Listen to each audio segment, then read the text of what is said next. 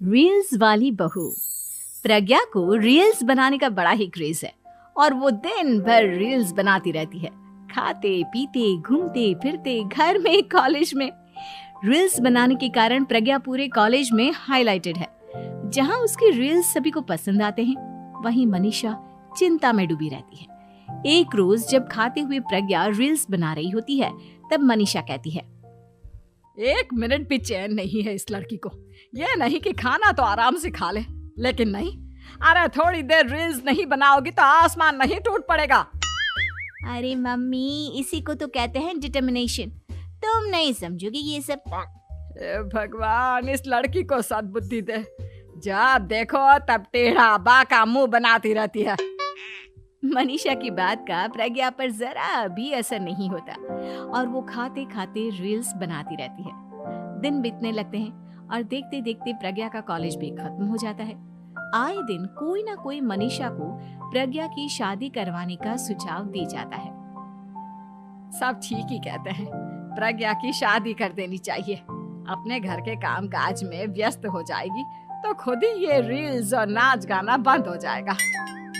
मनीषा और प्रेम प्रज्ञा के लिए एक अच्छा लड़का ढूंढने लगते हैं और तभी विकी का रिश्ता प्रज्ञा के लिए आता है, जिसने प्रज्ञा को उसकी रील्स देखकर पसंद कर लिया था। अगले दिन विकी अपने माता पिता के साथ प्रज्ञा के घर पहुंच जाता है और प्रज्ञा साड़ी पहने हाथों में चाय की ट्रे लिए उनके सामने आती है। जब विकी को पसंद है तो हमें भी बहू पसंद है। बहन जी, आप बारात की तैयारी कीजिए। एक बार लड़का लड़की अकेले में बात कर ले तो अच्छा रहेगा। हाँ हाँ, क्यों नहीं। मनीषा विकी को प्रज्ञा के कमरे में भेजती है, जहां प्रज्ञा पहले से ही रील्स बना रही होती है। तभी विकी कहता है, आ गए आपके साजन जी। हमारे साथ ये रील्स कंप्लीट करती तो और भी अच्छा रहता। अच्छा जी, अब आ ही गए हैं तो बना ही लेती हूँ आपके साथ। दोनों मिलकर रील्स बनाते हैं। जब वी मीट और तुरंत पोस्ट भी कर देते हैं। फिर विकी कहता है, जब आप साड़ी में चाय लेकर आई तब मुझे लगा कि कहीं मैं गलत घर में तो नहीं आ गया। अब सही है। दोनों की शादी पक्की हो जाती है और शादी के दिन भी प्रज्ञा रील्स बनाने से चूकती नहीं। यहाँ तक कि बारात के समय भी नाचते हुए रील्स बनाती है। सभी लोग प्रज्ञा की तारीफ के पुल बांध देते हैं और प्रज्ञा नाचती गाती अपने ससुराल चली जाती है। सब कुछ अच्छा चल रहा होता है। प्रज्ञा यहाँ भी दिन भर हर चीज की रील्स बनाती रहती है। लेकिन कुछ दिनों के बाद जब सुनीता कहती है, बहू, ये रील्स के साथ साथ कुछ काम भी कर लिया करो।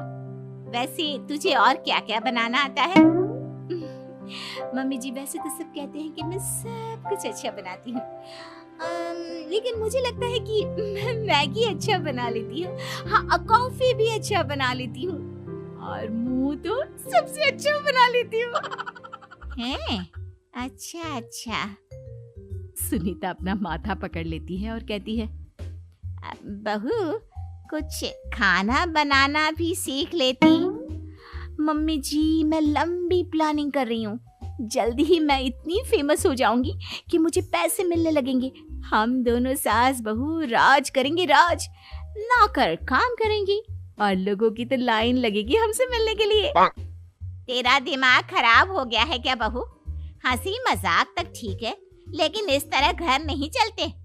जितना जल्दी हो इस घर के तौर तरीकों को सीख लो। प्रज्ञा मुंह घुमाकर चली जाती है और तुरंत उसी वक्त एक रील बनाती है। ये देख सुनीता का गुस्सा 7वें आसमान पर चला जाता है और विकी के घर आती ही सुनीता उसे सब कुछ बताती है। विकी भी अब प्रज्ञा की इन हरकतों से परेशान हो जाता है। तुम टेंशन मत लो मम्मा, मैं देख लूंगा। विकी कमरे में जाता है तो देखता है कि प्रज्ञा रील्स बना रही है। विकी बड़े ही प्यार से प्रज्ञा से कहता है, प्रज्ञा, इन सब के लिए मैं तुम्हें मना नहीं कर रहा हूँ, लेकिन फिर भी हर वक्त तो ये अच्छा नहीं लगता ना। समझने की कोशिश करो, मुझे भी तुम्हारा थोड़ा वक्त चाहिए। मैं जब ऑफिस से आता हूँ तो मुझे समय देने की जगह इसी में लगे रहते हो। तुम ज्यादा ही सोच रहे हो। तुम भी मेरे साथ रील्स बनाओ ना, तुम्हें भी बहुत अच्छा लगेगा। तुम्हें इज्जत से कोई बात समझ में नहीं आती क्या?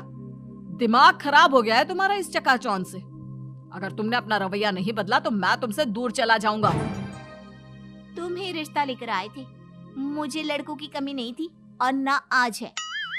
विकी दरवाजा पटककर चला जाता है। धीरे धीरे विकी प्रज्ञा से दूर होता जाता है। एक रोज मनीषा प्रज्ञा के ससुराल उससे मिलने जाती है।